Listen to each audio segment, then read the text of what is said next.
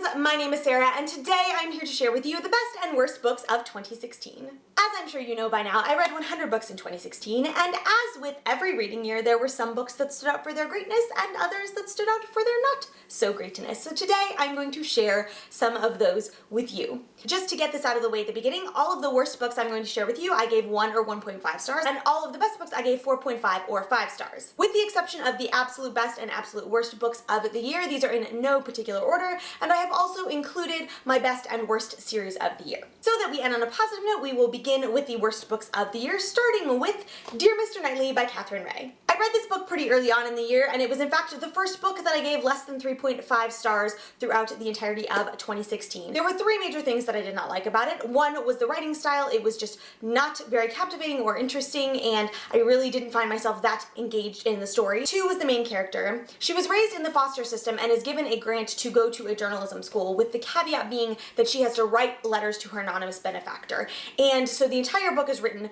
in a first-person perspective, and this girl, having grown up in the foster care system, was supposed to have retreated into herself and sort of latched onto literature as a safe haven. And I feel like that could have been a really interesting character if done in a different way, but the way that this main character came across was just completely full of herself. She would quote classic literature as like actual dialogue with other people, and it just came off as super pretentious and really, really irritating and just not interesting to read.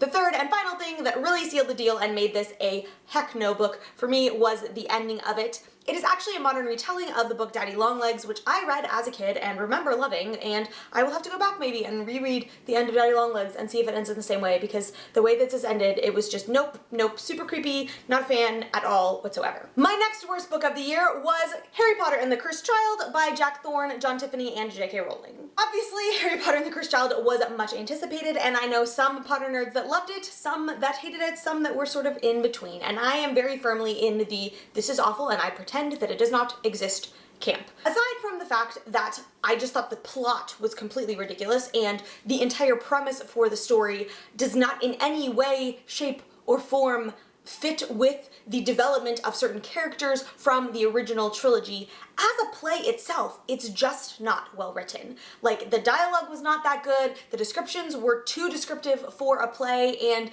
so even if I had enjoyed the story, I don't know that I could have given it a super high rating, because the quality of the writing and the quality of the play itself was just not there. Really, the only thing I liked about the story was Scorpius Malfoy, but I will probably go see it when it comes to New York just because I want to know how they do all the magic on stage. Up next, we have my least favorite series of the year, and that is the Maze Runner trilogy by James Dashner. I watched the Maze Runner a couple of years ago in theaters, and I decided to pick them up, check them out. I sort of liked the first book. I think I maybe gave it 2 stars, but I was really not a big fan, and then I read the second book and it was just terrible. I didn't think it was possible to care about the characters any less than I already had in the first book, but it was definitely possible, and I wound up DNFing the series and read the Wikipedia summary of the final book, and I'm super glad that I did not waste my time reading the third and final book in that series. And to finish off the worst books of 2016, my absolute worst book of 2016 was Me Before You by Jojo Moyes. This is another one of those books that a lot of people really, really love, but I really was just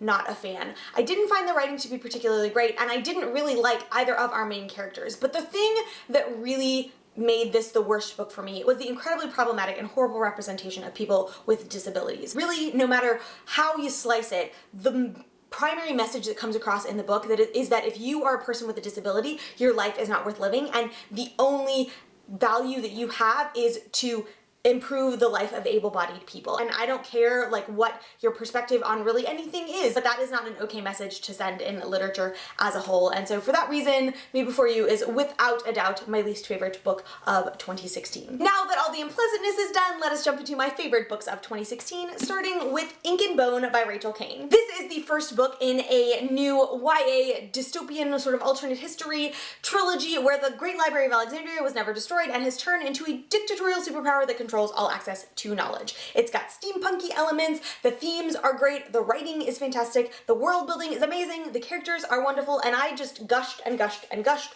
over this book, but I did a full video review on this, which I will link below if you would like to hear more extensive thoughts, but I really, really loved this one, and if you are a fan of YA and dystopia and the like, I would definitely recommend checking this one out. Up next we have Gemina by Amy Kaufman and J. Kristoff, the second book in the Illuminae files. You probably have been living under a rock if you have not heard of the Illuminae files, but I read Illuminae, the first book in the series, last year, loved it. It was one of my favorite books of 2016, and Gemina did not disappoint. In fact, Gemina I think I liked more than I liked Illuminae. I loved them both. They were both fantastic. I read them both in like 2 days. The format of these books is absolutely amazing, and I am so fascinated by it. Like, as a designer, they're just super, super pretty, but I loved Gemina. It gripped me. It grabbed me emotionally. I was on the edge of my seat for pretty much the entirety of the book. I loved the introduction of the new characters that we get to know in this book, and I'm super, super, super excited for the third book to come out in October. Up next, we have A Monster Calls by Patrick Ness. So I was a little bit nervous going into this one because I read 2 other Patrick Ness books earlier in the year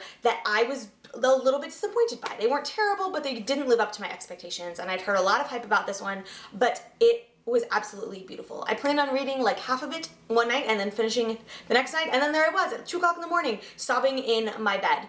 It is a beautiful story. I think it's a really important story, particularly when paired with the illustrations. It just grabs your heart and sort of rips it out, but it was just an absolutely lovely, eloquent, wonderfully written story, and I will be thinking about it for a really, really long time, and I'm sure coming back to it again and again. It is just a beautiful depiction of grief and what it's like to lose someone you love, and I just adored everything about it. Up next we have The Cellist of Sarajevo by Stephen Galloway. This is a literary fiction novel that takes place during the siege of Sarajevo, and it follows 3 different characters and a cellist who one day, after witnessing many of his friends die in a bombing, he goes out and he plays a song for them every single day, and you follow then 3 other characters as they are somehow touched by the cellist, whether they are hearing his music or they hear his story or something like that. And really it's just a beautifully, beautifully written story about life and how you continue to live life even when war is happening, and how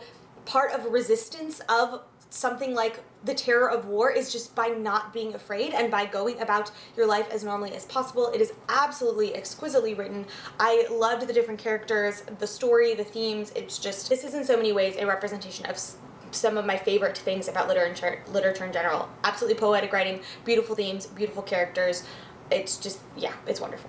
Up next we have The Night Circus by Erin Morgenstern. This was one of my earliest reads of the year. I think it was book number 10, and I adored it. It is about a traveling night circus and a duel between a couple of magicians where the night circus is the venue for their duel, and it is positively exquisite. It is kind of slow moving at points, but Erin Morgenstern's writing is insane. I loved everything about it. The atmosphere that she creates with the story is just to die for, and I loved really just so many things about it. I feel like this is one of those books that I'm going to come back to, and I'm just going to notice more and more and more every time that I reread it. But to evidence how much I loved this, I finished it and immediately went out and bought it. So yeah. I also did a full video review on this one, which I will link in the description below if you would like to hear more of my extensive thoughts. But really, it was just exquisite, and I will most likely read it again in 2017 because I just already want to jump back into the story and the world, and it was amazing. Up next we have Homegoing by Yagi Yassi. Homegoing was arguably one of the most acclaimed books of 2016, and I think for a very good reason.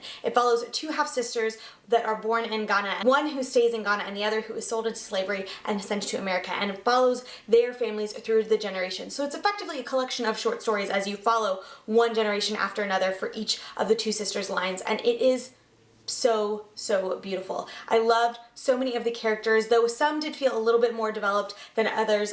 Overall, they were so well-rounded, and the writing of that book and Yagi Yassi's writing style is absolutely beautiful. I loved so many things about it. The themes that she puts into that story and the questions that she causes you to ask are absolutely incredible. This is another one that I did a full video review on, which I will again link in the description below if you would love to hear more thoughts. But if you did not get to Homegoing in 2016, I would make it a high priority for 2017. Up next we have Station 11 by Emily St. John Mandel. This was my first read of 2016, and I could not think of a better way to kick off the reading year. It is a literary fiction dystopian story that follows a bunch of different characters at varying points in time leading up to, during, and after a flu epidemic that wipes out the majority of the world's population, and it was absolutely exquisite. Emily St. John Mandel's writing style is beautiful in so many ways. It is incredibly lyrical and poetic. The characters in this book are so strong and well fleshed out, and their stories are so gripping, and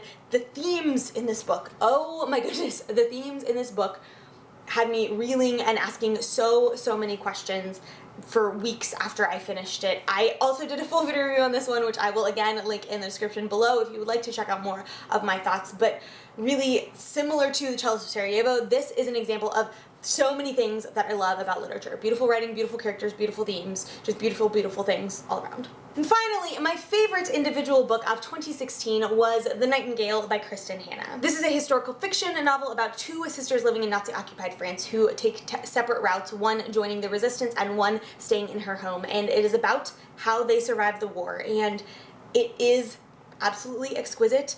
Again, sort of repeating the themes of Station 11 and The Cellist of Sarajevo. I loved the writing, I loved the characters, I loved the themes, I loved the stories. They were so compelling and gripping, and I think one of the things I loved the most about this book is the two main characters are very different women, but they are both incredibly strong women, and they are strong in their own way. And it's such a beautiful depiction of how strength, particularly strength for women, does not always look the same, and it doesn't necessarily fit into this particular box or expectation. And I wound up asking myself, again, similar to Station 11, so many different philosophical, just so many different questions about life. But Station 11 and The Nightingale in particular are just my perfect examples of what I love so much about literature, when the writing and the themes and the characters all just sort of come together to create this beautiful experience. I ugly cried through a lot of this book, and again, I did a full video review on it, which I will link in the description below if you would like to hear more extensive thoughts. But I have not stopped thinking about this book since I read it back in May, I think it was, so I would definitely recommend checking it out. And finally, my favorite series of 2016 was the Fairyland series by Catherine M. Valente. If you've watched my wrap-ups for the last couple of months, this really should come as no surprise to you, but I absolutely adored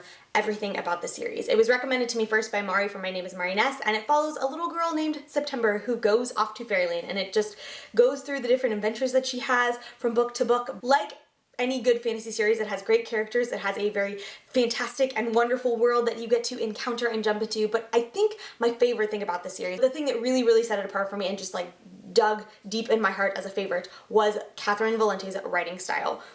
It is exquisite. I wrote so many quotes down from these books, and I loved it. It's very whimsical and a little bit weird at first, and it definitely takes some time to get into, particularly when you're reading the first book, and it can be a little bit jarring if you've never read anything like it, but once you get used to it, I absolutely fell in love with it, and I have not stopped thinking about so many of the quotes throughout this book. There are so many incredible life lessons that she just sort of drops into the narration, and I just adore it.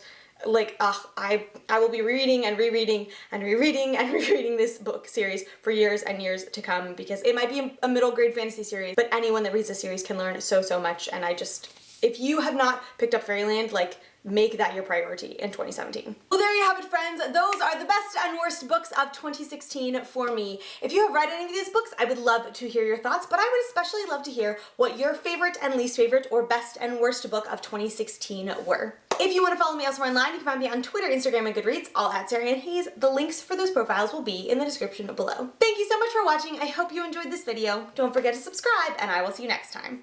Bye!